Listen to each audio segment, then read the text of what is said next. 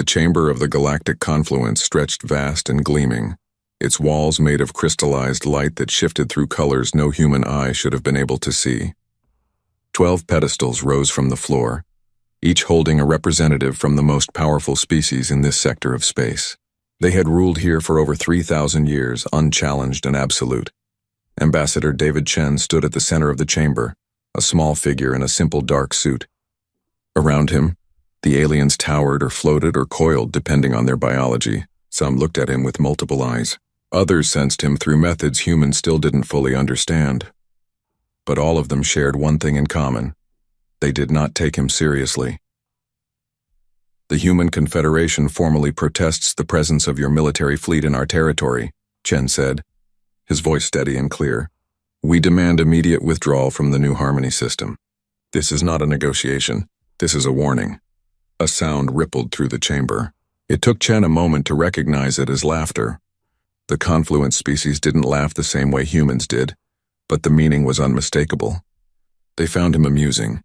Senior Arbiter Kelvoth rose from his pedestal.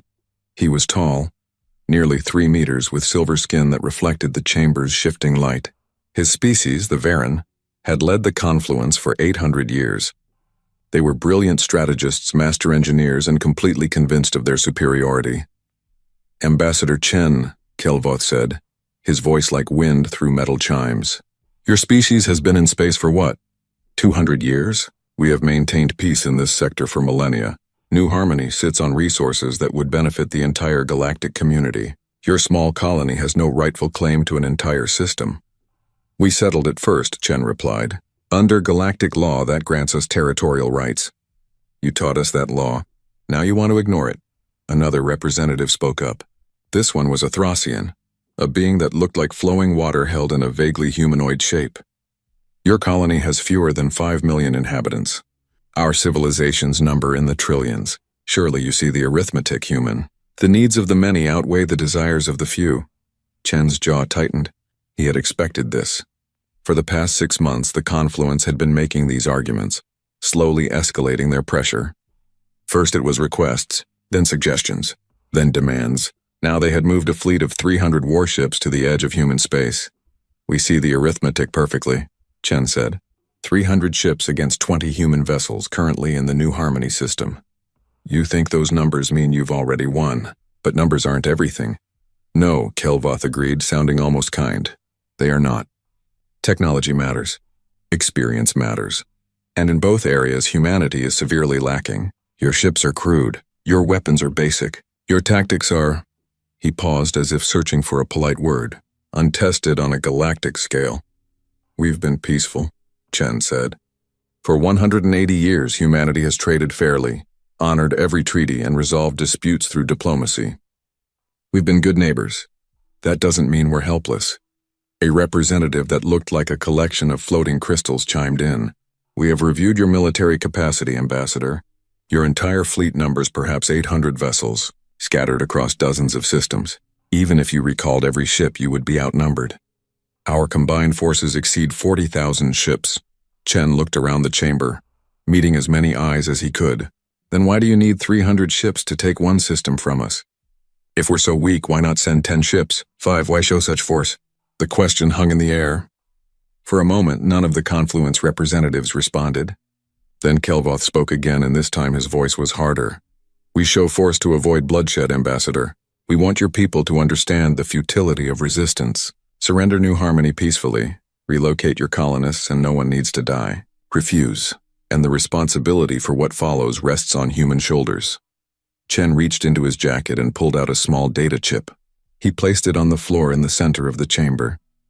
Light immediately scanned it, and the data uploaded to the confluence records. That contains every communication between our governments over the past 6 months, Chen said. Every request we made for dialogue. Every compromise we offered. Every attempt we made to find a peaceful solution. You rejected them all. You insisted that New Harmony must be surrendered, with no compensation, no negotiation, nothing. Because it is the logical solution, the Thracian said. Emotion clouds your judgment, human. This is simple resource allocation. Then let me make our position equally simple, Chen said. His voice dropped, losing the diplomatic polish. Now he sounded like what he had been before becoming an ambassador, a naval officer who had seen combat. Withdraw your fleet from our territory.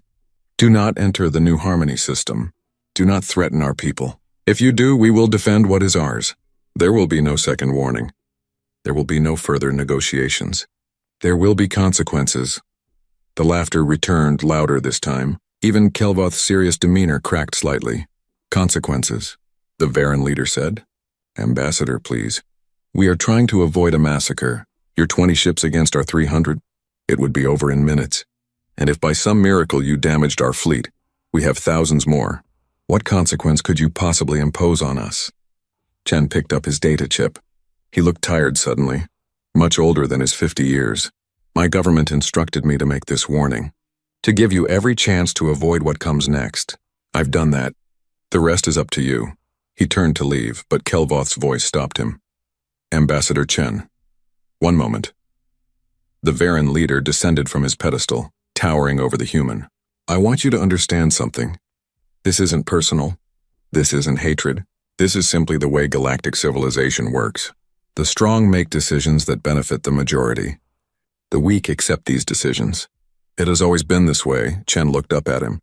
Has it? In all your thousands of years, has no weak species ever surprised you?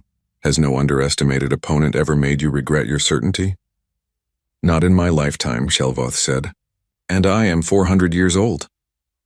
Then maybe, Chen said quietly, you're due for a new experience. He left the chamber, walking through corridors of light and matter that hurt to look at too long. His shuttle was waiting outside the Confluence station, a small human vessel that looked primitive compared to the sleek ships docked around it. His pilot, Lieutenant Morrison, stood at attention as he approached. How did it go, sir? Morrison asked. Exactly as expected, Chen said. They're going to ignore the warning. Take us home, Lieutenant. We need to prepare. As the shuttle departed, neither man spoke. Chen stared out the viewport at the massive Confluence station shrinking behind them. In the distance, he could see the shapes of warships gathering. 300 vessels, each one larger and more advanced than anything humanity had built. The odds were impossible. But humans had faced impossible odds before. The shuttle jumped to faster-than-light travel, leaving the Confluence behind.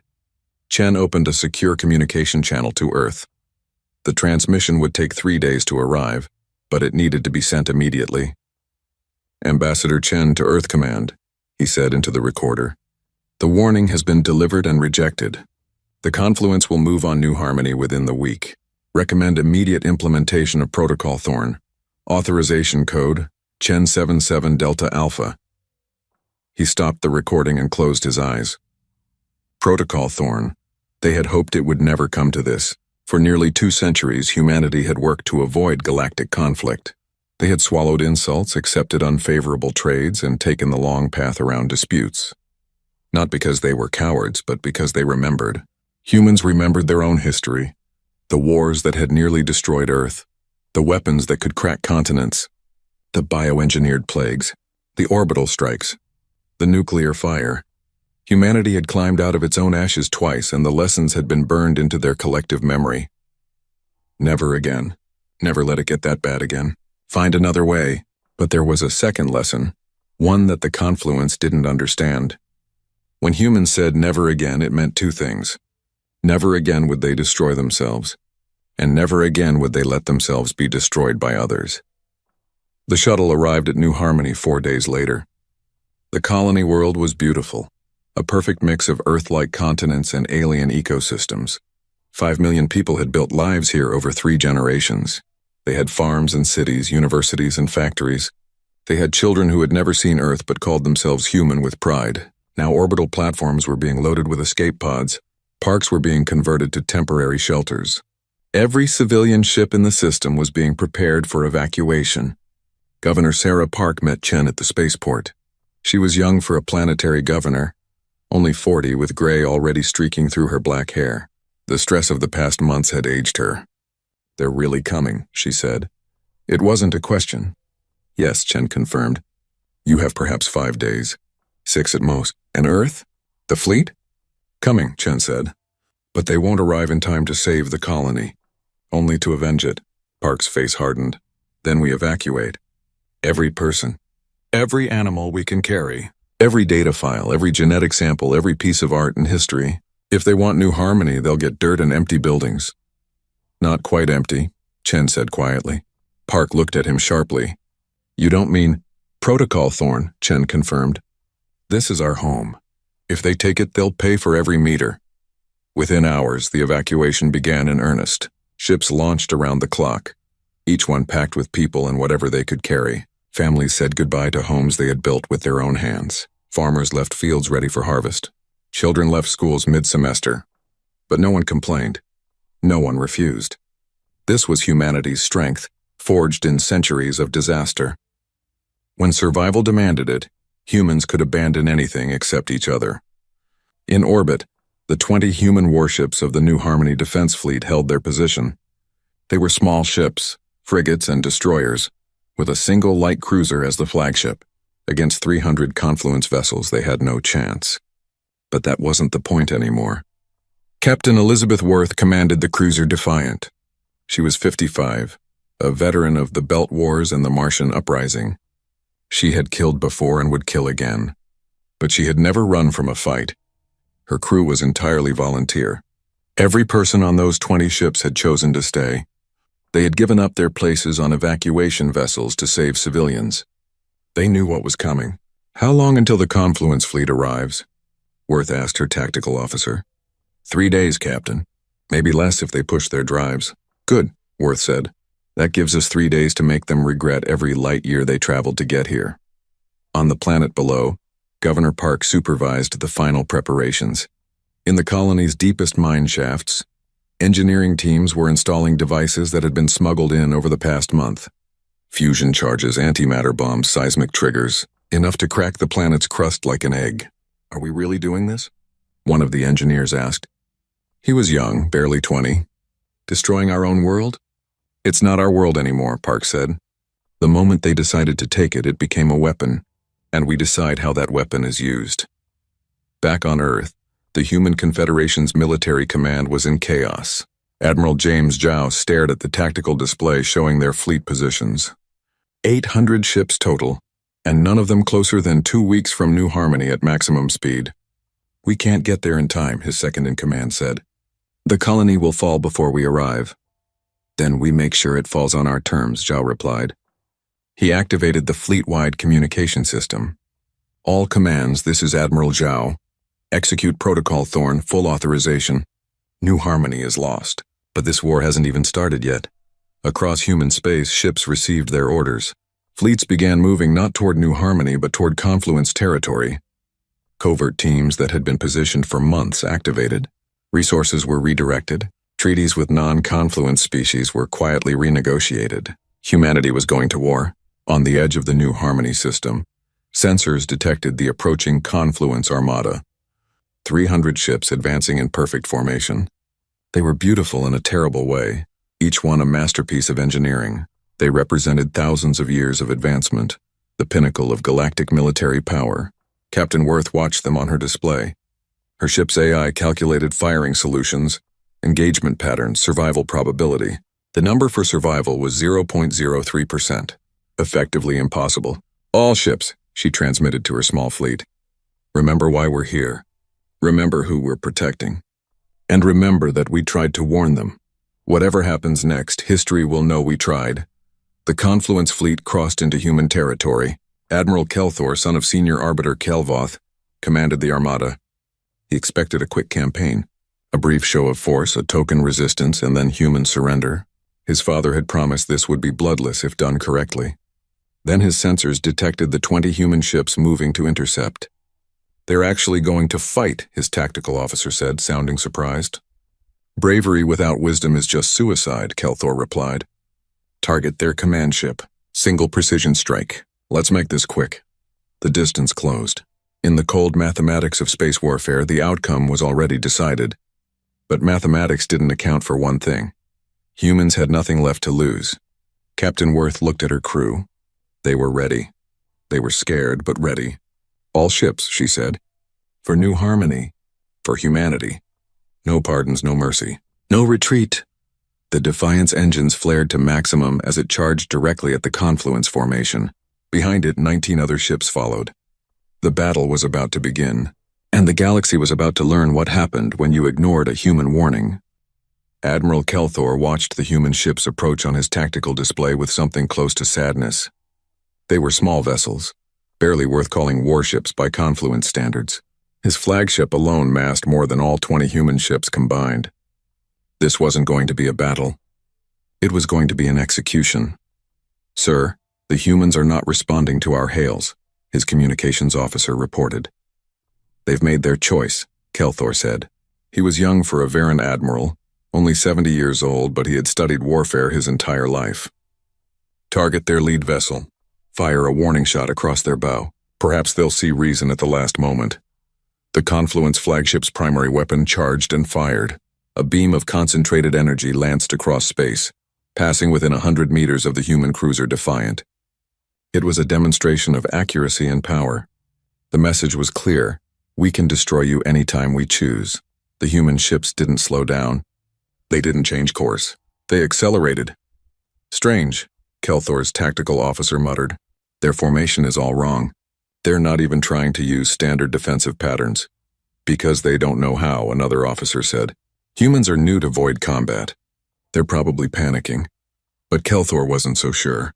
There was something deliberate about the human approach. They were spreading out now, each ship taking a different vector. Not random, he realized. They were positioning themselves to maximize something. "But what?" "All ships weapons free," Kelthor ordered. "Disable their vessels. Precision strikes only. I want to minimize casualties." The Confluence fleet opened fire. Energy weapons and kinetic rounds crossed the void. The first human destroyer took a direct hit and exploded in a flash of light and debris. Then a second. Then a third. The human ships kept coming. "They're not stopping," the tactical officer said, his voice rising slightly. "Sir, they're not even trying to evade. They're just coming straight at us." The fourth human ship died, then the fifth. They were being slaughtered, just as predicted. But they had closed the distance now. They were almost in optimal firing range for their smaller weapons. The Defiant was in the lead, its hull already scarred from near misses. Captain Worth's voice crackled across all frequencies, speaking not to the Confluence but to her own fleet. "All ships, execute pattern Broken Arrow. For everyone we couldn't save. For everyone we left behind. Make it count." The remaining human ships suddenly changed tactics. Instead of spreading out further, they collapsed inward, forming a tight sphere. Then they opened fire all at once, concentrating their weapons on a single point in the Confluence formation. "Clever," Kelthor admitted. "They're trying to overwhelm our shields through focused fire. It won't work, but it's clever." Except it did work. The targeted Confluence cruiser's shields flickered and failed under the concentrated assault. Kinetic rounds punched through its hull. Secondary explosions rippled across its surface. The ship listed, dead in space. "How did they—" the tactical officer began. "They found our shield frequency," Kelthor said, understanding dawning. "That's why they didn't evade. They were scanning us, analyzing our defenses while we killed them. They sacrificed 5 ships just to gather data." The human formation shifted again. Now they were targeting multiple Confluence vessels. Their weapons fire coordinated with frightening precision.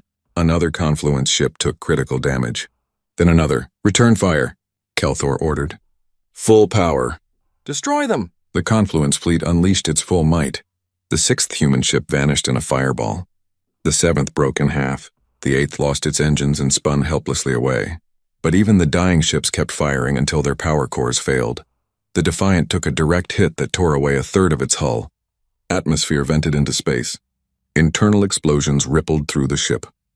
It should have been destroyed. Instead, Captain Worth rerouted all remaining power to engines and weapons. "We're done for anyway," she said to her bridge crew.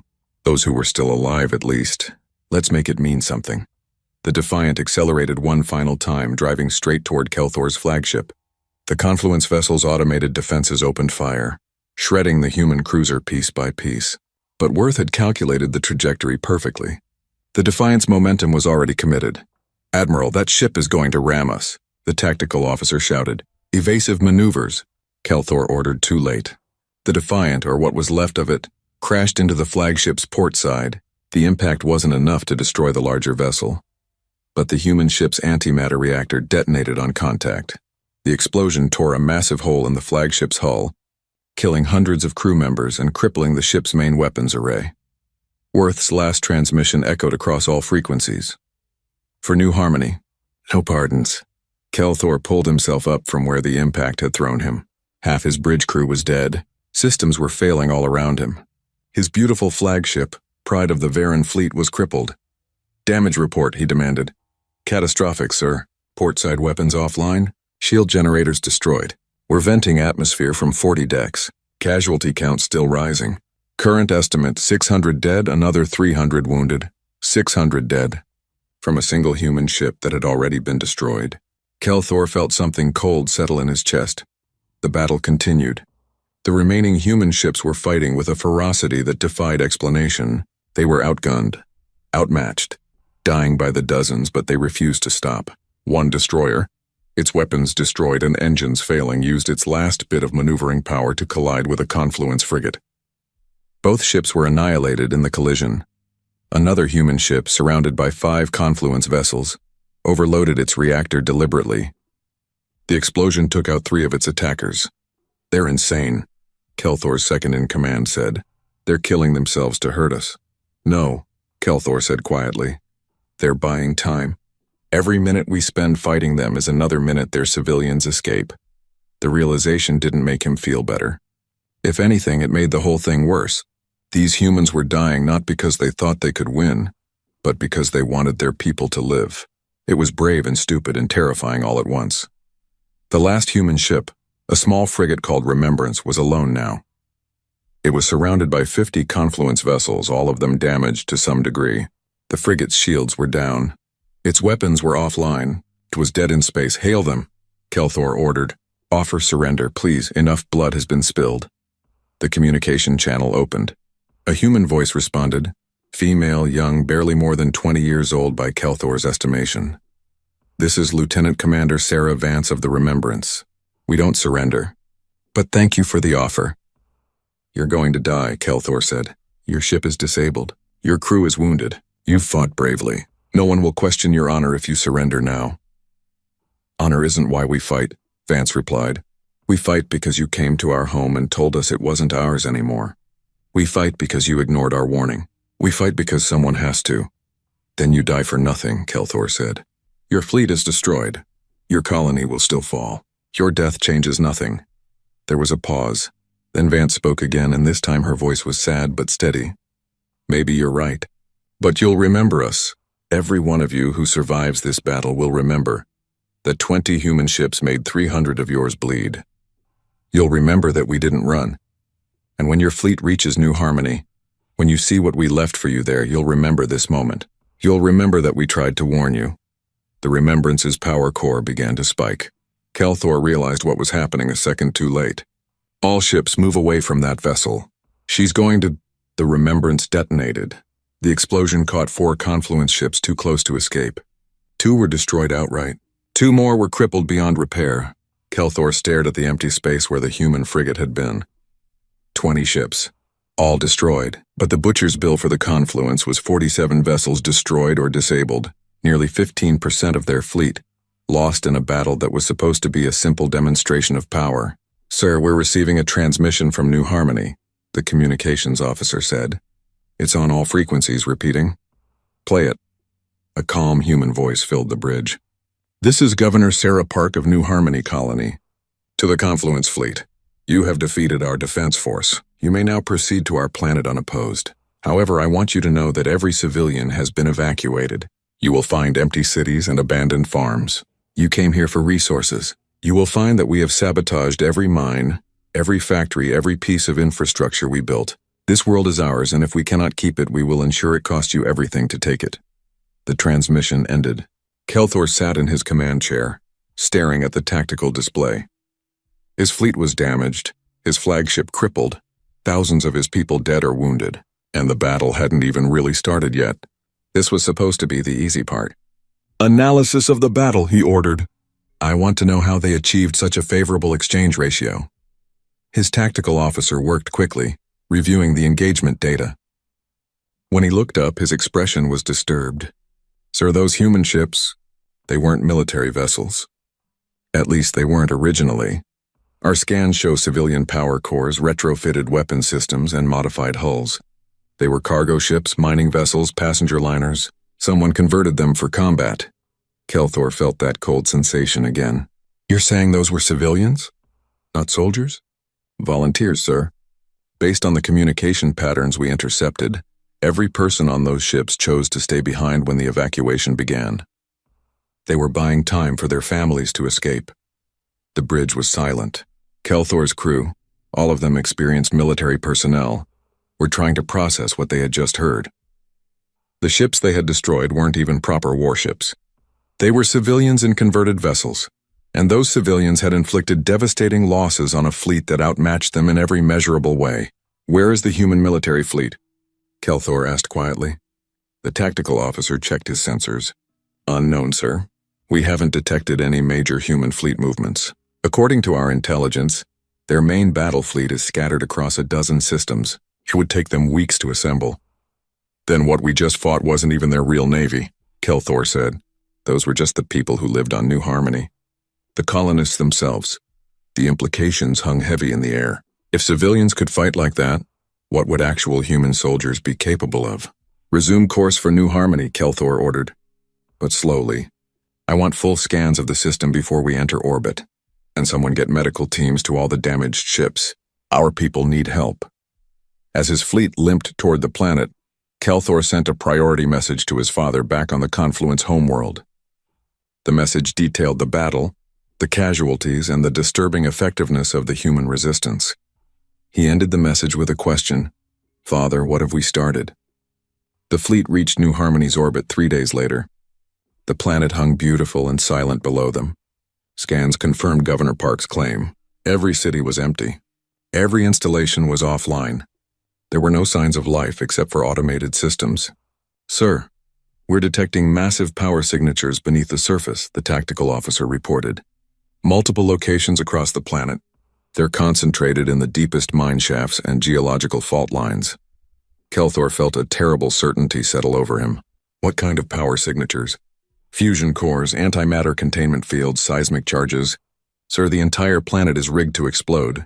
They've turned their own colony into a bomb. How large a bomb? The tactical officer's hands shook as he calculated. If all those charges detonate simultaneously, it would crack the planet's crust. 'Cause massive volcanic eruptions shatter the tectonic plates. The explosion would... Sir, any ship in low orbit would be destroyed instantly. Even vessels at our current position would take severe damage. Can we disarm it? Not without sending down teams. And based on the sophistication of the setup, it would take weeks, maybe months. And sir, there's something else. The charges are linked to a dead man's switch. If we try to jam their control signals or board the planet in force, they detonate automatically. Kelthor stared at the planet. Beautiful New Harmony. The resource-rich world that was supposed to be the Confluence's prize. The world they had crossed into human territory to claim. The world that would now kill thousands more of his people if they made one wrong move. Pull the fleet back, he ordered. Get us out of the blast radius. Sir, the Arbiter's orders were to secure the planet and begin resource extraction immediately. The Arbiter's orders didn't account for the humans rigging their own planet to explode, Kelthor snapped. I will not sacrifice more lives for a world we cannot use. Move the fleet back now. The Confluence vessels began pulling away from New Harmony. They had barely cleared the danger zone when every sensor on every ship lit up at once. The planet's surface erupted. Not from weapon fire, but from within. The fusion charges detonated in sequence, precisely timed to maximize the geological damage. Fault lines split open. Volcanoes that had been dormant for millennia exploded with unimaginable force. The planet's crust buckled and heaved. Within minutes, New Harmony was dying. Massive chunks of the surface were thrown into space. The atmosphere was being stripped away by the violence of the eruptions. The beautiful world was tearing itself apart. The shockwave hit the Confluence fleet even at their safe distance. Ships rocked and rolled. Those two damaged from the earlier battle struggled to maintain position. One destroyer, its engines already compromised, lost control and began falling toward the disintegrating planet. Kelthor watched in horror as New Harmony destroyed itself. The humans had done this. They had sacrificed their own colony rather than let the Confluence have it. And they had timed it perfectly. If his fleet had been in low orbit as originally planned, they would have lost dozens more ships, possibly his entire force. Casualty report, he said numbly. 14 more ships lost or disabled from the shockwave, sir. Total fleet loss is now at 61 vessels. Over 3,000 dead, 7,000 wounded, 61 ships, 20% of their fleet. And they hadn't even reached human military forces yet. They had fought only volunteers and booby-trapped planets. As he watched New Harmony's death throes, Kelthor received another transmission. This one was from the Confluence Council, directly from his father. Status report, Admiral. Have you secured New Harmony? Kelthor looked at the screen showing the planet, or what was left of it. The world was a broken, burning wreck now, completely uninhabitable. In a few hours, it would be nothing but an asteroid field. New Harmony is lost, Father. The humans destroyed it rather than let us take it. They rigged the entire planet with explosives. We've taken heavy casualties. I request permission to withdraw and regroup. There was a long pause. Then his father's voice came back, cold and hard. Denied. The Confluence does not retreat from primitives. You will proceed with the invasion plan and secure human territory. The Council has voted. This campaign continues until humanity surrenders completely. The transmission ended. Kelthor sat alone in his damaged flagship, surrounded by the wreckage of what was supposed to be an easy victory.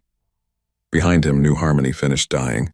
The explosion lit up space like a new star, brief and terrible, and somewhere in the darkness beyond, he knew the real human fleet was gathering. Those 20 converted civilian vessels had been a warning, he realized now. A demonstration of what humans were willing to do, willing to sacrifice to protect what was theirs.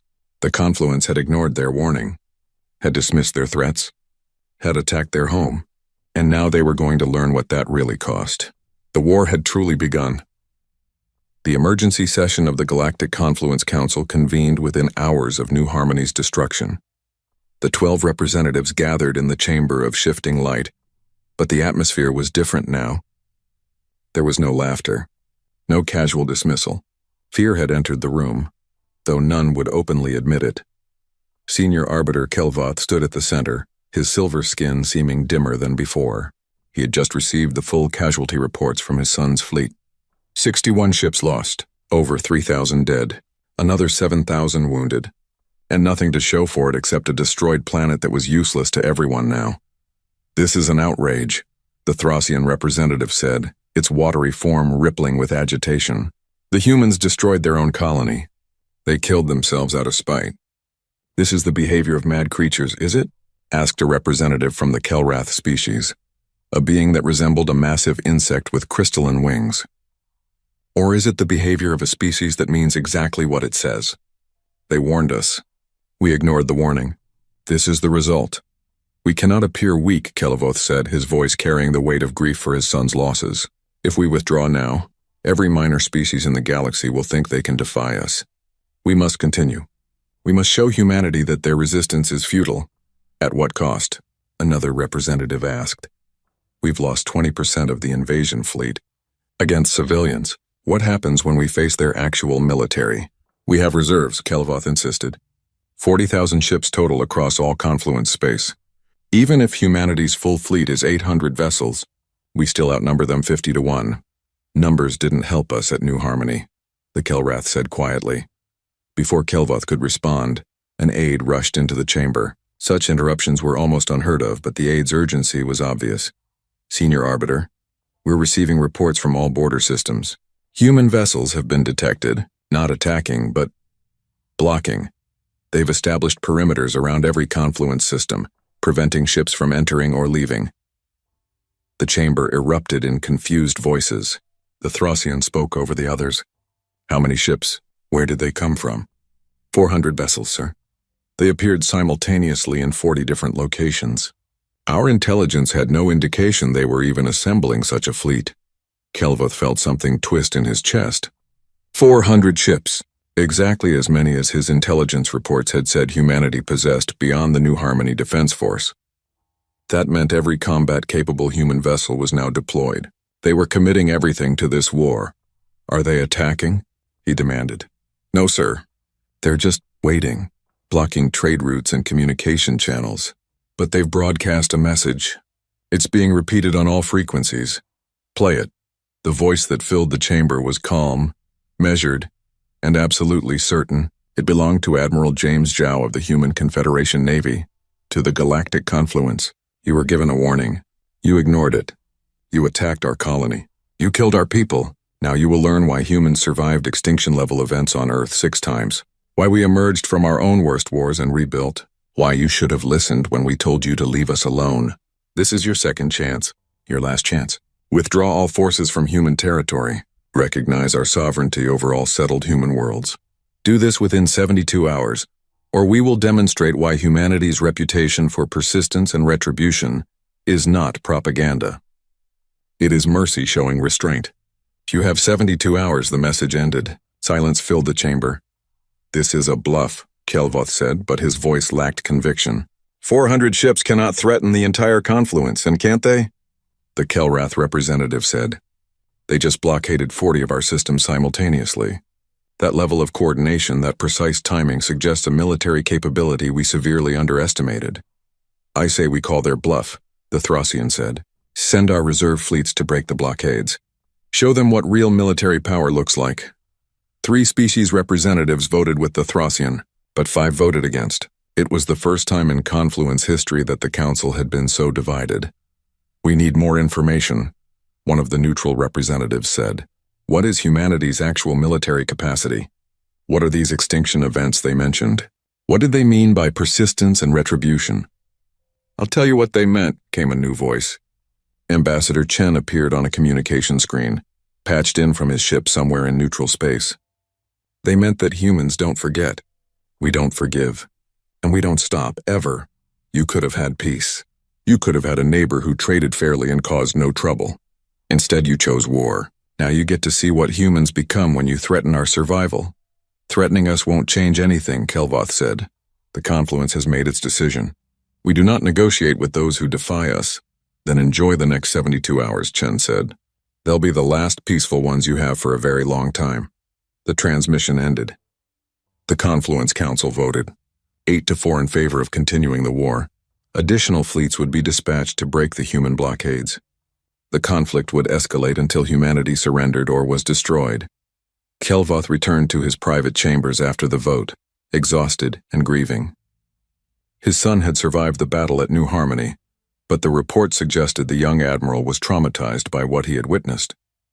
Kelthor's messages spoke of humans who fought with a ferocity that defied logic, who sacrificed themselves without hesitation, who destroyed their own world rather than let it be taken. What kind of species did such things? Kelvoth pulled up humanity's file in the Confluence database. He had read it before, of course, but superficially. Now he studied it in detail. Earth. A single planet that had nearly destroyed itself multiple times. Nuclear war. Biological warfare. Climate collapse. Asteroid impacts. Global pandemics. Supervolcanic eruptions. Each one had pushed humanity to the brink of extinction. Each time they had survived. Not through luck, but through sheer stubborn determination. The file included analysis from Confluence sociologists. One passage caught his attention. Human psychology appears unique among known sapient species. They possess an unusual combination of individual self-interest and group loyalty. A human will sacrifice themselves for their community without hesitation, yet will fight viciously to protect that same community from external threats. This makes them simultaneously cooperative and dangerous. Recommendation: avoid forcing humans into survival mode. Their response is disproportionate and sustained. The report was over a century old. No one had paid attention to it. Kelvoth was still reading when the first reports came in. The 72-hour deadline was still 60 hours away, but humanity apparently didn't feel like waiting. The attacks began simultaneously across Confluence space. Not military attacks, something worse. Human teams, small groups of specialists, infiltrated Confluence worlds. They didn't target civilians. They didn't bomb cities. Instead, they hit infrastructure with surgical precision. Power generation facilities went offline. Water treatment plants stopped working. Communication networks crashed. Transportation systems failed. Food distribution centers lost refrigeration. On the Varen homeworld, the capital city woke to find its power grid completely dead. No electricity, no heat, no water pumping, nothing. Engineers rushed to fix it but found every critical component had been sabotaged in ways that would take weeks to repair. The same thing happened on 11 other confluence worlds. 12 major planets, each one home to billions of beings, suddenly found themselves without basic services. No one was hurt. That was the terrifying part. The human infiltrators had been careful to avoid casualties. They disabled systems when facilities were empty. They left warning signs to prevent accidents. They even provided evacuation timelines. One message found at every sabotage site said simply, "This is a demonstration. We could have killed millions. We chose not to. Leave our territory or next time we will not be so kind." Kelvoth stared at the reports in disbelief. 12 worlds, sabotaged simultaneously. Human teams must have been in place for months, waiting, watching, preparing. And the Confluence Intelligence Services had detected nothing. How deeply had humanity infiltrated their society? The Confluence Council met again, this time in genuine alarm. Their worlds were in chaos. Civilians were panicking. Governments were struggling to maintain order without power or water. "We need to respond," the Thracian said. "Send troops to Earth. Let them see what sabotage feels like." "We tried that," the Kelrath reminded them. "We sent 300 ships to take one human colony. 61 of those ships are now wreckage, and humanity has blockaded 40 of our systems. If we send forces to Earth, what do you think happens to those blockades?" "They attack," another representative said quietly. "And our systems are isolated, unable to support each other. Divide and conquer. It's a classic strategy, and we walked right into it." "How do we fix our infrastructure?" someone asked. "Our people need power and water." "The sabotage is incredibly sophisticated," a technical advisor reported. "The humans didn't just break things. They broke them in very specific ways that require custom replacement parts. Parts we don't have in stock. Parts that will take weeks or months to manufacture. Unless we trade with someone who has them," another advisor noted. "But with our systems blockaded, trade is impossible." The trap was elegant. Humanity had blockaded Confluence space, cutting off trade. Then they had sabotaged infrastructure in ways that required outside resources to fix. The Confluence could repair the damage, but it would take time. Time during which billions of civilians suffered. Time during which support for the war would collapse. Kelvoth saw the strategy clearly now. Humans weren't trying to win through military might. They were applying pressure, creating suffering, forcing the Confluence population to demand their governments end the war. It was psychological warfare on a scale he had never imagined. "We have to break the blockades," he said. "Send the reserve fleets. All of them, if necessary. We cannot let humanity dictate terms to us," the order went out. Confluence reserve fleets, thousands of ships, began moving toward the human blockade positions. Surely sheer numbers would break through. The first fleet to engage the blockade was at a mining system in Confluence-controlled space. 500 Confluence vessels against 30 human ships. The outcome should have been obvious. But the human ships didn't fight the way the Confluence expected. They didn't hold a defensive line. Instead, they scattered using hit-and-run tactics. They would appear, fire at a Confluence ship with frightening accuracy, then disappear before return fire could connect. The Confluence fleet spent 3 days chasing 30 human ships around the system. They destroyed 5 of them, but the other 25 destroyed or disabled 40 Confluence vessels, and the blockade remained in place. The same pattern repeated across multiple systems. Humanity had split their 400 ships into small squadrons that were impossible to pin down. They fought like pirates, like guerrillas, using mobility and surprise to offset their numerical disadvantage. And they were winning. Slowly at terrible cost to themselves, but winning. 2 weeks into the war, the Confluence had lost another 200 ships. Humanity had lost 90. But the human losses were spread so thin that no single defeat mattered. Meanwhile, Confluence worlds were still without power. Food was running short. Riots were starting. The Kelrath representative called for peace negotiations. 3 other species supported the call. The Confluence was fracturing. Kelvoth refused. His son was out there, still fighting. His people had lost thousands. To surrender now would mean all those deaths were for nothing. He sent a message to Admiral Kelthor. "End this. Find a way to hurt them badly enough that they sue for peace. We need a victory, son. We need it soon." Kelthor received the message aboard his repaired flagship. He had been fighting humans for 2 weeks now and had learned terrible lessons about them. They didn't fight to win battles. They fought to make every battle cost more than it was worth. But his father was right. The Confluence needed a victory. Something dramatic. Something that would break human morale. He looked at the star charts. Most human colonies were heavily defended now, but there was one target that might be vulnerable. One target that would hurt humanity so badly they would have to negotiate. Earth itself. Assemble a strike force, Kelthor ordered. Pick ships from every available fleet. I want 150 vessels, the fastest and most powerful we have. We're going to bypass the blockades and hit the humans where it hurts most.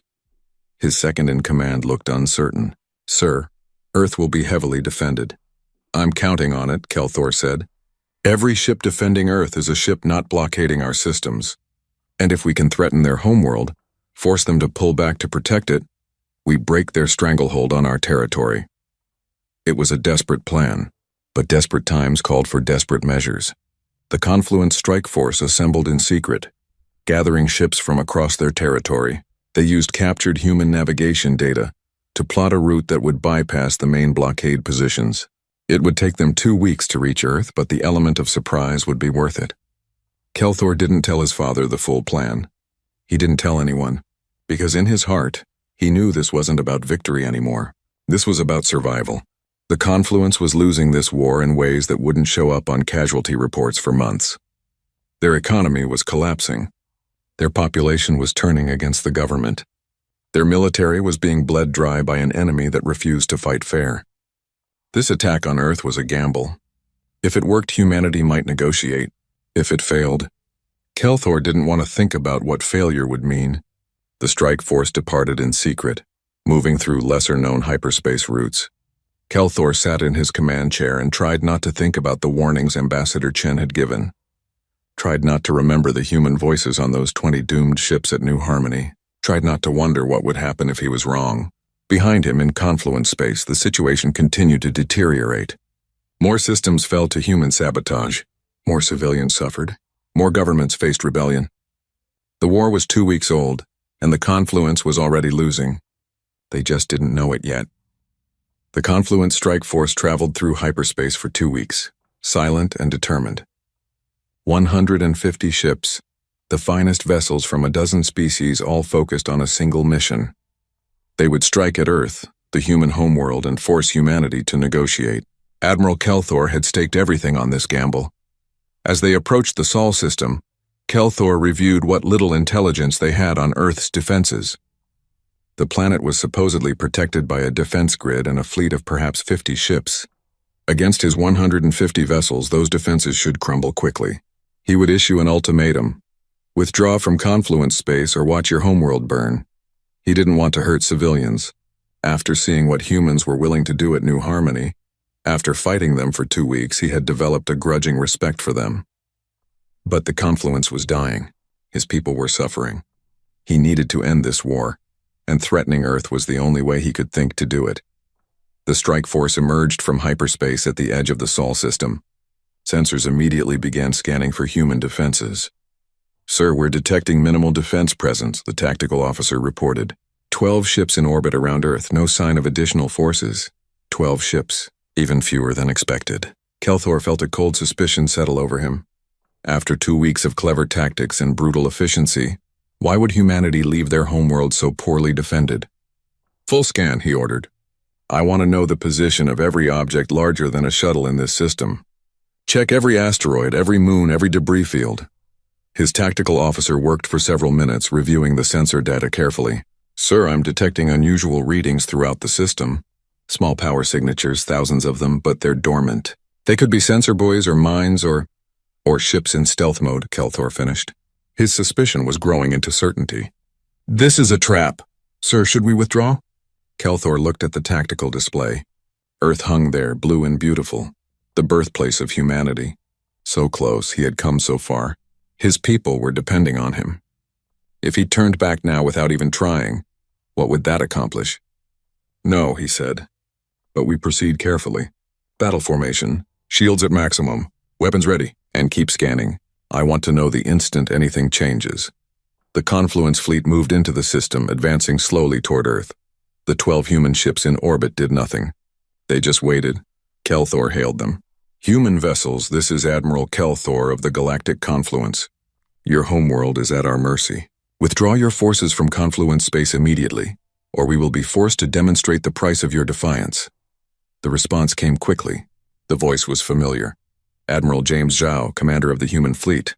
Admiral Kelthor, we've been expecting you. Welcome to Seoul. This is where we learn to fight.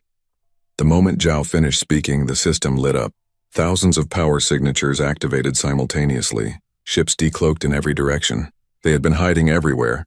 Behind moons and asteroid fields, even in the planet's orbital space using advanced stealth technology. Contact, the tactical officer shouted. Massive multiple contacts.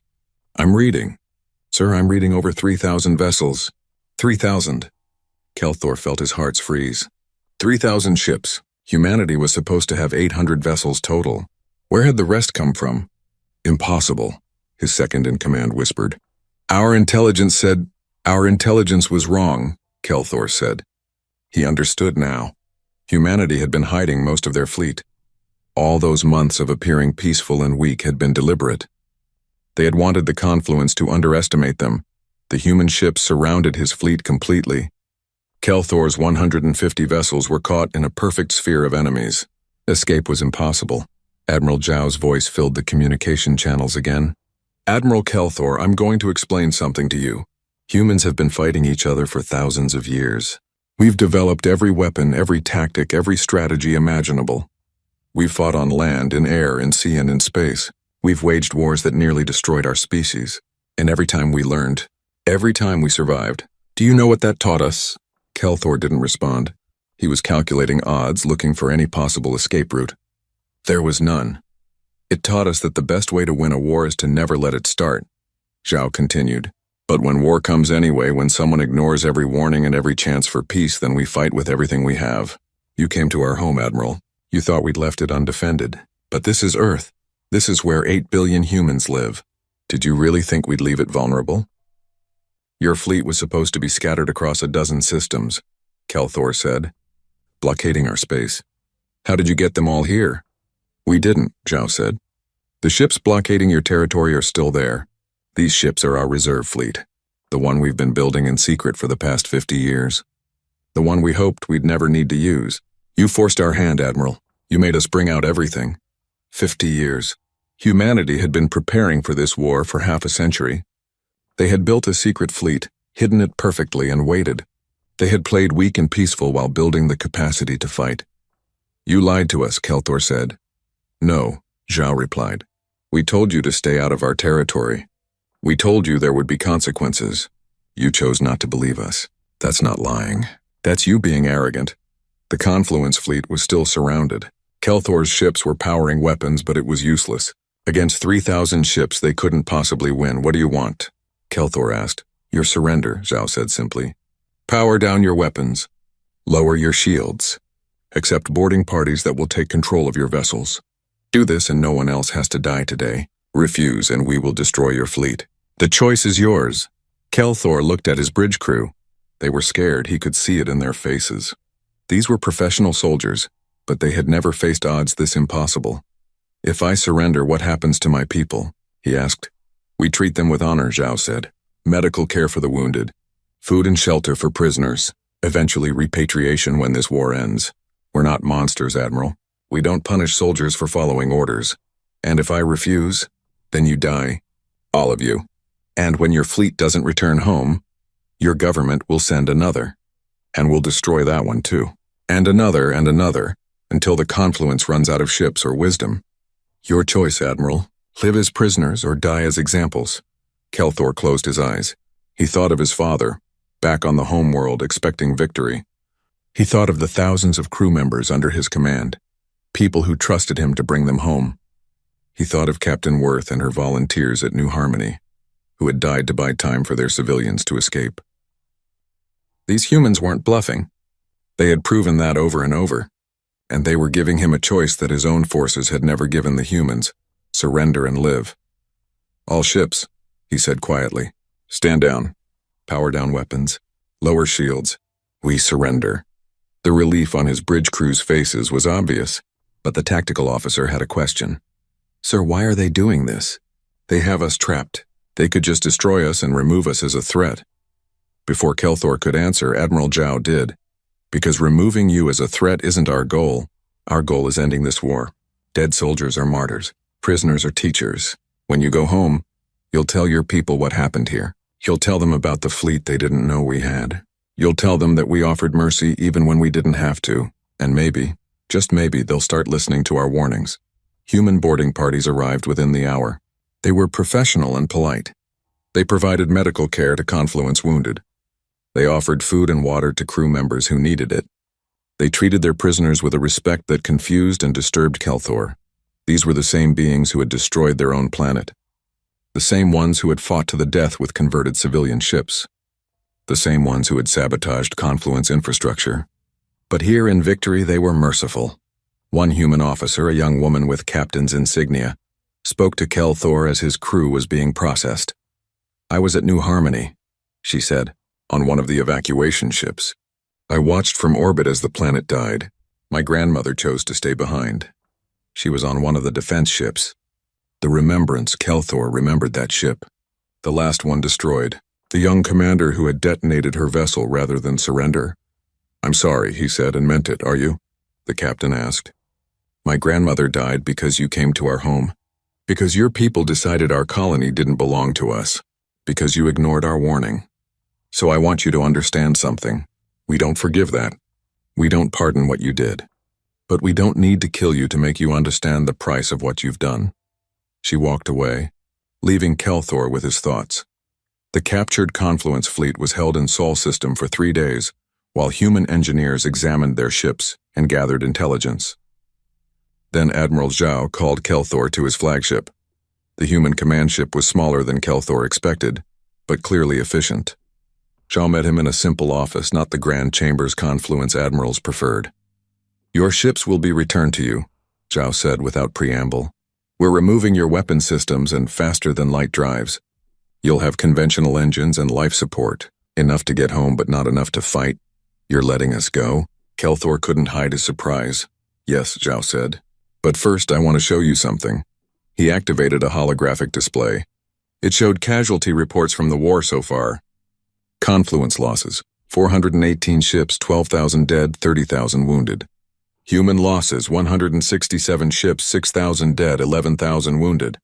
"See these numbers?" Zhao said. "Every person on these lists was someone's child, someone's parent, someone's friend. Human and Confluence alike. They all died because your government ignored a warning, because pride mattered more than peace." He changed the display to show footage from Confluence worlds. Civilians suffering without power or water. Food shortages, protests, riots. "This is what war really looks like," Zhao continued. "Not glorious battles. Not heroic sacrifices. Just suffering. On both sides. Is this what your people wanted? Is this worth whatever resources you thought you'd gain from New Harmony?" Kelthor watched the footage and felt shame burn through him. "What do you want me to tell my government?" "The truth," Zhao said. "Tell them we offered peace twice. They refused twice. Tell them we could have destroyed your fleet today but chose not to. Tell them that we're tired of fighting, but we'll keep fighting until they recognize our right to exist unmolested. And tell them this is their third and final warning. Withdraw from human space. Recognize our sovereignty. Or next time we won't be so merciful." Zhao stood and extended his hand in the human gesture of respect. After a moment, Kelthor took it. "One question," Kelthor said.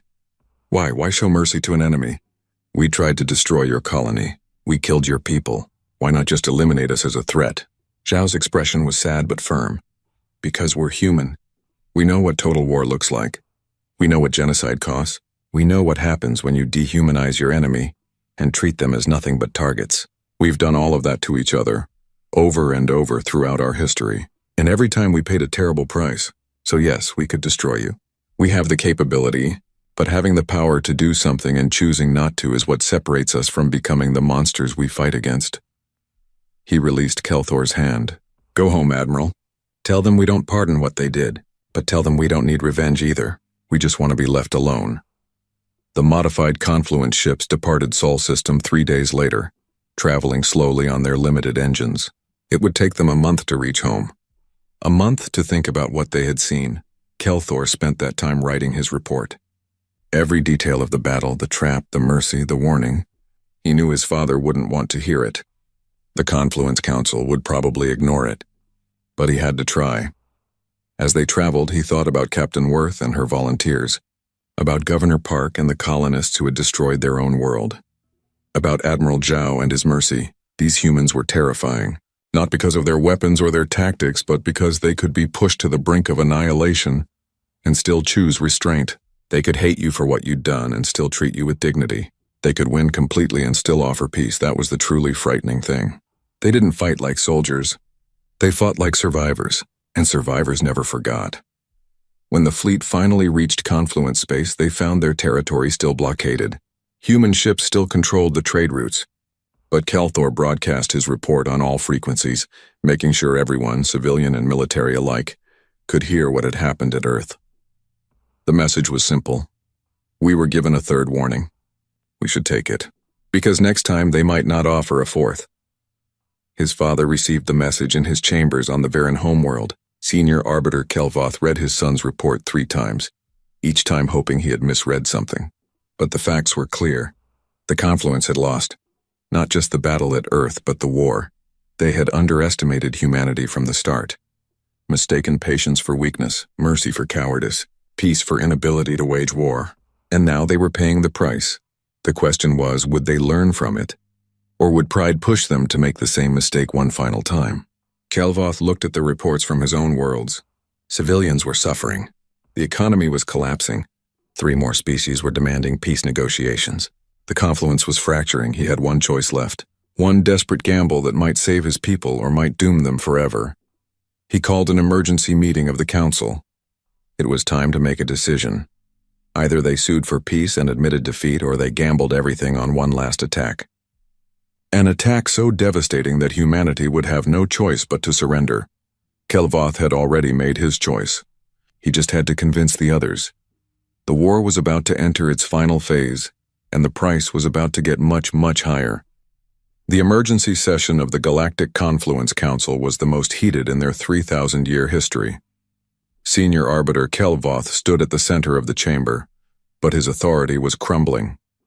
8 of the 12 member species had already voted to open peace negotiations with humanity. They had seen enough, but Kelvoth and 3 others refused to accept defeat. The Varen, the Thracian, the Korthan, and the Zelvek species formed a coalition of the desperate. They had lost the most in the war. They had the most pride to preserve. And they were willing to gamble everything on one final strategy. We cannot negotiate from weakness, Kelvoth insisted. If we surrender now, humanity will dictate terms. They will demand reparations, territory, perhaps even trials for war crimes. We cannot accept that. Then what do you propose? The Kelrath representative asked wearily. We've lost nearly 500 ships. Our economy is in ruins. Our civilians are starving. What miracle are you expecting? Kelvoth activated a holographic display. It showed a schematic of a biological weapon, something the Confluence had developed centuries ago but never used. A virus specifically designed to target carbon-based life forms with human-like genetics. The chamber fell silent. You cannot be serious, one of the representatives whispered. Biological warfare? Genocide? We are not monsters. We are survivors, Kelvoth said coldly. The humans have demonstrated they will not stop until they have humiliated us completely. They destroyed their own colony rather than let us have it. They are fanatics, so we meet fanaticism with absolute force. We deploy the weapon, we threaten to exterminate their species. Then we negotiate from strength. This is insane, the Kelrath said. Even if we deployed such a weapon, it would take months to manufacture enough to threaten all human worlds. And the moment they discover what we're doing, they'll attack with everything they have. Let them, Kelvoth said. We'll position the weapon on a dozen worlds simultaneously. If they attack, if they destroy our government, automated systems will deploy the virus, mutually assured destruction. They surrender or their species dies. The vote was called. 4 species supported the plan. 8 rejected it with horror. The Confluence was officially fractured. Then the coalition of the 4 will act alone, Kelvoth declared. The rest of you may sue for peace. We will not. What Kelvoth didn't know was that human intelligence had infiltrated the Confluence so thoroughly that his entire plan was transmitted to Earth Command within hours. Every detail of the biological weapon, every proposed deployment site, everything. Admiral Zhao received the intelligence report in his office aboard his flagship. He read it twice, then closed his eyes and took a long breath. After a minute, he opened a secure channel to Earth's government. Madam President, we have a situation. The Confluence is planning to deploy biological weapons against human colonies. It's an extinction-level threat. I need authorization to respond. President Sarah Kim was in her third year of office, elected partly because of her military background and partly because of her reputation for level-headed decision-making. She had hoped to avoid war entirely. Now she was managing humanity's first true galactic conflict. What are our options? She asked. Militarily, we can strike first. Take out their bioweapon facilities before they're operational. But Admiral, there's something else. Our intelligence indicates that the Confluence leadership plans to make this plot public. They want the galaxy to know they're willing to commit genocide. It's a deterrent strategy. And if we attack them first, we prove them right. We become the monsters they claim we are. Every species in the galaxy will fear us. Kim was silent for a long moment. What do you recommend? I recommend we beat them at their own game, Zhao said. We make their plan public first. We show the galaxy what the Confluence is planning. Let galactic opinion do our work for us. Within 24 hours, every major government and news organization in the galaxy received a data package from an anonymous source. It contained complete schematics of the Confluence biological weapon, communication logs showing the plan's development and projections of the death toll if it was deployed. Billions of humans. Extinction of an entire species. The galactic reaction was immediate and overwhelming. Even species that had remained neutral throughout the war condemned the Confluence's plan. The idea of genocide horrified civilizations that had spent millennia building laws against such actions. On Confluence worlds, the civilian populations revolted. Protests turned into riots. Riots turned into revolutions. The Korthan government fell first, replaced by an emergency civilian council that immediately sued for peace with humanity. The Zelvek followed within days. That left only the Varen and the Thracian. Kelvoth's own government was besieged by its own people. Citizens demanded his resignation. Military officers refused orders. The bioweapon facilities were shut down by their own staff, who refused to participate in genocide. Kelvoth sat in his office watching his world burn through the windows. Everything he had built, everything he had fought for, was collapsing. His son had tried to warn him. Ambassador Chen had tried to warn him. Even his own people had tried to warn him. But he hadn't listened. The communication system activated. A familiar face appeared. Ambassador David Chen. Senior Arbiter Kelvoth. Your government has fallen. Your coalition has dissolved. Your bioweapon plan has been exposed. You've lost everything. I'm offering you one final chance to end this with some dignity. Surrender. Unconditionally. Allow humanity to negotiate a peace treaty with your interim government. Do it now, before more people die. And if I refuse? Kelvoth asked, though he already knew the answer. Then we come for you, Chen said simply. Not with armies, not with weapons. We come with evidence. We show every being in the galaxy exactly what you tried to do. You become history's greatest monster. Your species lives in shame for generations. Your children's children will curse your name. Is that how you want to be remembered? Kelvoth looked at the holographic display showing casualty numbers. 18,000 Confluence dead. 11,000 humans dead. Trillions of beings suffering because he had refused to accept that humans meant what they said. He had ignored the first warning. Dismissed the second, and almost triggered genocide at the third. How many chances did one leader deserve? I surrender, he said quietly. On behalf of the Varen government, what remains of it, I surrender unconditionally. The news spread across the galaxy within hours. The war was over. Humanity had won without firing another shot. The Confluence coalition of 4 had dissolved. Peace negotiations would begin immediately, but the question everyone asked was simple. What would humanity demand? They had won completely. They could ask for anything: territory, resources, revenge. The galaxy waited to see what kind of victors humans would be. The peace conference was held on a neutral station, one operated by the Kelrath species. Ambassador Chen led the human delegation. Across from him sat representatives from all 12 former Confluence species, including a broken senior arbiter, Kelvoth. Chen placed a data tablet on the table. These are humanity's terms, 3 conditions, nothing more. The Confluence representatives looked at each other in confusion. 3 conditions? They had expected dozens, reparations, territory, punishments, but just 3? First, Chen said, all Confluence species must formally recognize human sovereignty over all settled human worlds and claimed territories. No disputes, no challenges. What is ours is ours. Heads nodded around the table. That was reasonable. Expected even. Second, Chen continued, the 4 species that supported the biological weapon plan must undergo complete demilitarization for 50 years. You will maintain only defensive forces, no offensive capabilities, and your compliance will be monitored by the 8 species that sued for peace early. Not by us, by your former allies. Kelvoth closed his eyes. It was a clever punishment. The Varen would be weak, protected only by the mercy of their neighbors. But it wasn't extermination. It wasn't even particularly harsh by the standards of galactic warfare. Third, Chen said, and his voice became softer, sadder. We require a memorial, on the site where New Harmony used to orbit before we destroyed it. A station, a place of remembrance, and on that memorial, you will inscribe every name, every human who died in this war, every Confluence soldier who died, every civilian who suffered, every being whose life was touched by this conflict. Human and alien alike, equal in death as they should have been equal in life. Silence filled the chamber. The Confluence representative stared at Chen in disbelief. That's it? The Throssian representative asked. No reparations? No territory? No trials? That's it, Chen confirmed. We don't need your resources. We have our own. We don't want your territory. We have enough. And we don't want revenge.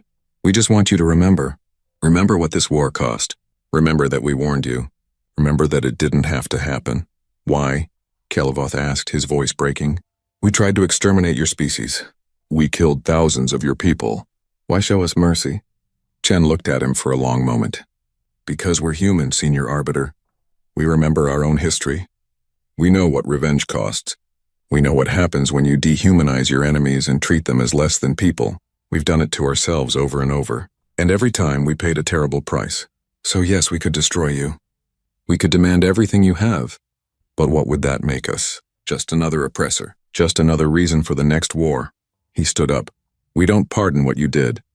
We will never forget, but we don't need to punish you to ensure our safety. Your own people will remember this shame far longer than any punishment we could impose.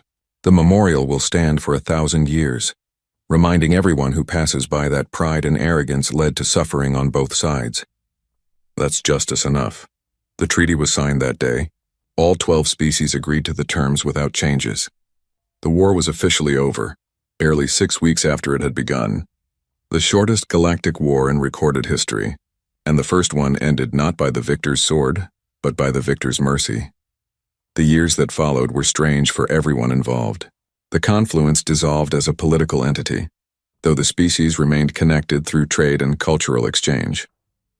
The 8 species that had sued for peace early formed new partnerships with humanity. Trust was slow to build, but it grew. The 4 demilitarized species struggled at first. The Varen, particularly, found their new weakness difficult to accept. But slowly they adapted. Their economy shifted from military production to science and art. Their culture, so long focused on strength and dominance, began to value wisdom and cooperation instead. 5 years after the war, the New Harmony Memorial Station was completed. It was massive, built from materials donated by every species involved in the conflict. At its center was a chamber containing holographic displays. 63,000 names. Humans and aliens, soldiers and civilians, all remembered equally. Former Senior Arbiter Kelvoth attended the dedication ceremony. He was old now, retired from public life, living quietly on a farming world, but he had insisted on being present. Ambassador Chen, also older and grayer, greeted him at the station entrance. "Thank you for coming," Chen said. "I had to see it," Kelvoth replied. "I had to see what my pride cost." They walked together through the memorial. The names floated in the air, thousands of them, each one representing a life cut short or changed forever. They stopped at a particular section. Lieutenant Commander Sarah Vance, Commander Elizabeth Worth, Governor Sarah Park, the volunteers of New Harmony's defense fleet. These people died because I didn't listen, Kelvoth said quietly, because I thought humans were weak, because I believed might meant right. They died because they chose to, Chen corrected gently. They chose to stand between you and their families. They chose to buy time with their lives. That was their decision, their sacrifice. You didn't make them heroes. They already were. Kelvoth moved to another section. His son's name was there too. Not because Kelthor had died, but because the memorial listed every soldier who had fought. Human and Confluence alike. The fighters were remembered separately from the civilians. My son told me about his experience at Earth, Kelvoth said. About Admiral Zhao's mercy. About being captured and treated with dignity. He said it was the most terrifying moment of his life, realizing that you could have killed him and chose not to. Your son is a good officer, Chen said. He learned from his mistakes. He tried to warn you. That takes courage. More courage than I had, Kelvoth admitted. I should have listened to him. Should have listened to you. Should have listened to everyone who told me I was wrong. They walked in silence for a while, reading names, remembering. Finally, Kelvoth spoke again. Ambassador Chen, answer me honestly. Do humans truly not seek revenge? Do you truly not hate us for what we did? Chen considered the question carefully. Some humans do hate you. Some lost loved ones and will never forgive. That's natural. That's grief. But as a species, as a civilization, no, we don't hate you. We understand you. You saw something you wanted and took it, believing you had the right.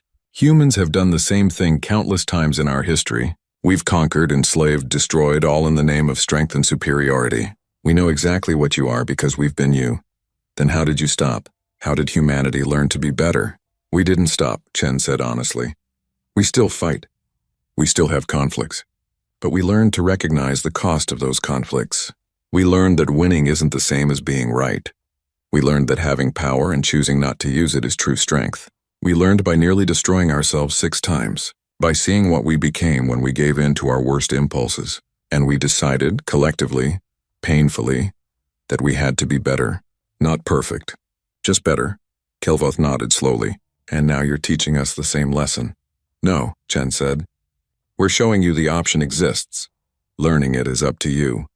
They reached the central chamber of the memorial. Here the names disappeared, replaced by a single holographic display.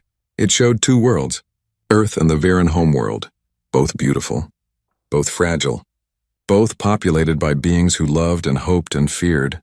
This is what we fight to protect, Chen said. Not territory, not resources, not pride, just the right for people to live their lives in peace. That's all we wanted from the beginning. That's all we ever asked for. And we refused to give it, Kelvoth said.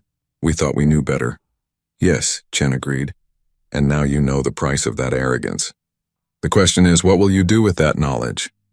Kelvoth looked at the display, at his homeworld spinning peacefully. His people were alive because humans had chosen mercy. His species had a future, because humans didn't believe in revenge. Everything he had been taught about strength and dominance had been proven wrong by beings he had dismissed as primitives. We'll remember, he said finally. We'll teach our children what happened here. We'll make sure no one forgets the cost of ignoring warnings, of letting pride rule decisions, of treating others as less than ourselves. That's all I can promise. But I promise it absolutely.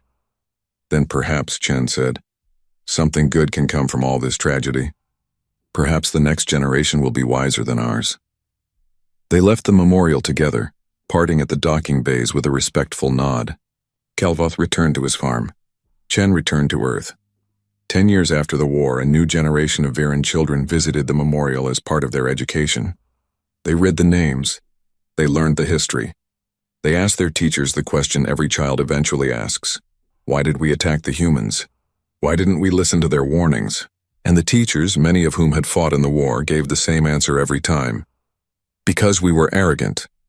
Because we thought being strong meant being right. Because we didn't believe anyone could stand against us. And because we didn't understand that humans don't pardon, but they do remember. The children would look confused and the teachers would explain. Humans don't forgive what we did. They still remember New Harmony.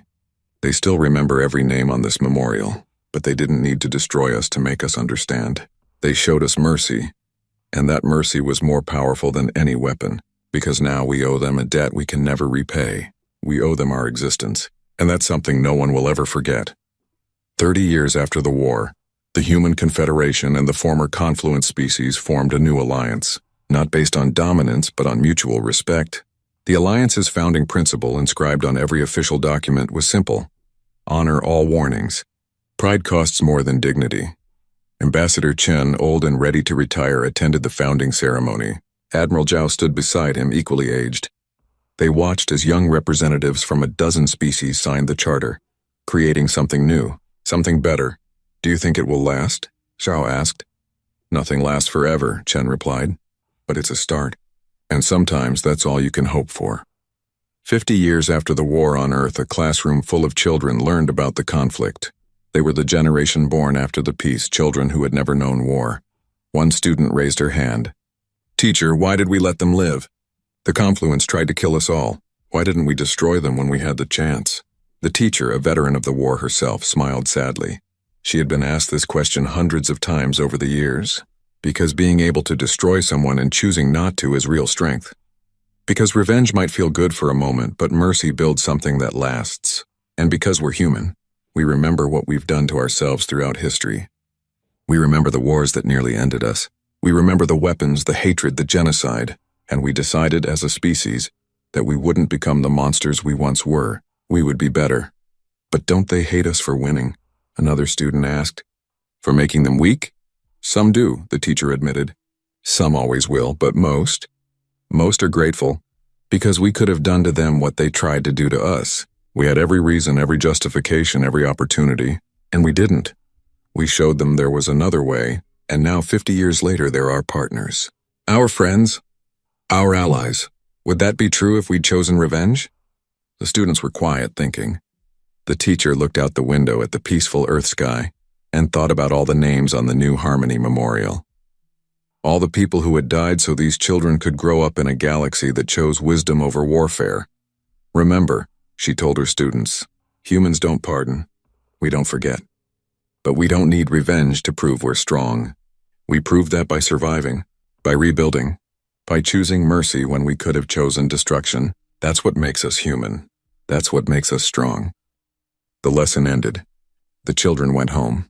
And somewhere in space, the New Harmony Memorial continued its eternal vigil, remembering everyone who had fallen, reminding everyone who passed by of the simple truth that had ended a war and built a peace. Humans don't pardon, but they remember. And sometimes mercy is the most terrifying strength of all. In his quiet farm on the Varen homeworld, former senior arbiter Kelvoth sat on his porch and watched the sunset. He was very old now, near the end of his long life. But every evening he did the same thing. He spoke the names of the humans who had died because of his decisions. All of them, as many as he could remember. It was his private penance, his way of remembering, his acknowledgement that humans had given him something he hadn't deserved, a chance to learn, to grow, to be better. We were wrong, he whispered to the empty air. But you gave us a chance anyway. Thank you. We won't waste it. The sun set. The stars came out. And in the darkness, somewhere far away, humanity continued its watch. Not because they wanted to dominate, not because they sought revenge, but because someone had to remember, someone had to stand guard, someone had to ensure that the next time a species ignored a warning, there would be consequences. Not destruction, not genocide, just consequences. Just the understanding that actions have prices, just the reminder that mercy, once given, should never be taken for granted. Because humans don't pardon, but they do remember, and that in the end was enough.